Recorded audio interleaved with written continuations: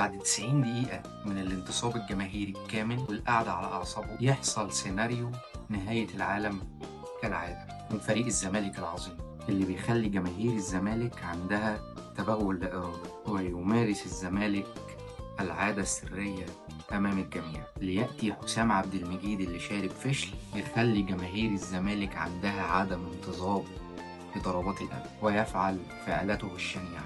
انت زهقت الكلام عنك، انت جددت. السلام عليكم ورحمة الله وبركاته. معكم كرم، أنا لسه جديد هنا. لو عجبك الكلام اللي أنا هقوله فاعمل فولو ولايك.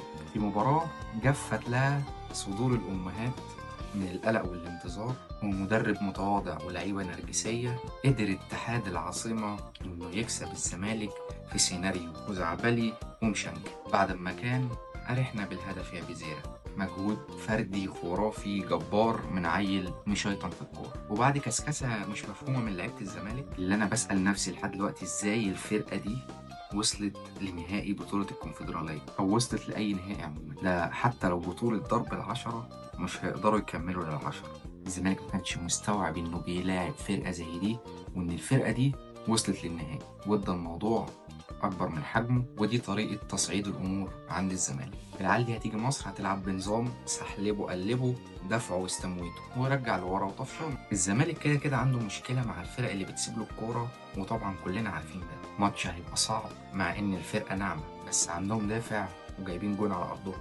جماهير الزمالك واثقة في فريقها وهيملوا الاستاد كالعادة. نتمنى إن الزمالك يركز، تقدر جدا تخطفهم وبسهولة. ورحت بكذا كورة، وشيكو بنزا زي ما كان واضح نجم المباراة. برضه شيكو بنزا ده لعيب غريب، ما حدش قادر يفهمه كده. والزمالك أصلا مش مفهوم هو وصل لهنا إزاي وبينافس إزاي. هو بالنسبة لي موسم مش مفهوم أفريقيا ودوليا ومحليا. فاللي بيحصل ده لازم جماهير الزمالك تتوقعه جدا جدا. والصدمة اللي بياخدها الجماهير وإن هم قاعدين على أعصابهم لحد آخر دقيقة في الماتش، ده برضه حاجة لازم تبقى عامل حسابك عليه. ونحمد ربنا ان ده بس اللي بيحصل، ان الزمالك في الاخر برضه بيكسب مش بيخسر. شد حيلك يا بطل وصدق نفسك، تقدر تاخد البطولة وتجيبها هنا في القاهرة.